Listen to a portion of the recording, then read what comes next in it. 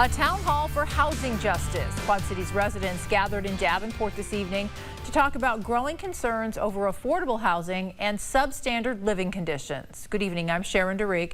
Redrick is off tonight.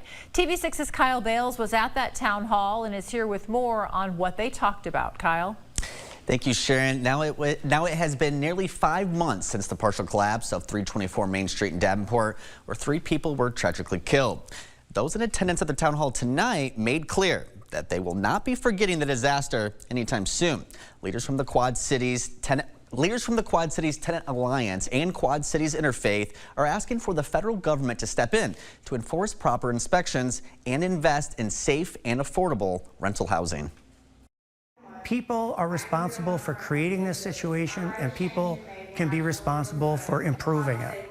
Speakers at tonight's event say they believe there is not enough being done to resolve the housing issue in the Quad Cities, so they are turning to the U.S. Department of Housing and Urban Development, also known as HUD.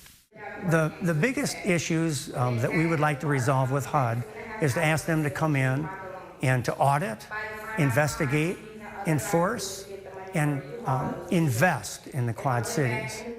Dennis says they are seeking help from the federal government because they believe there are too many problems tenants face in the Quad Cities housing market, even if it's affordable.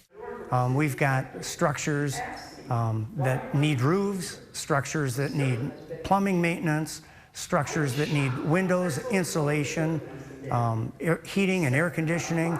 Pastor Clark Olson Smith says it's important to give the community a place to speak, especially when in need. People need to have a voice and the ability to make change in their own communities and neighborhoods.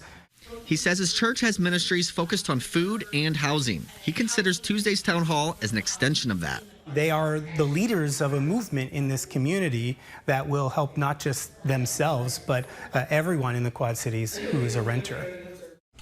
Now, organizers for the event are asking tenants with housing concerns to visit their website at qctenantalliance.org, where there is a link that allows you to write a personalized message that will be sent to local, regional, and federal representatives at the U.S. Department of Housing and Urban Development. All right, thank you, Kyle. Now, organizers say they will have information on future meetings on their website. And in case you missed that address, we will have it on kwqc.com.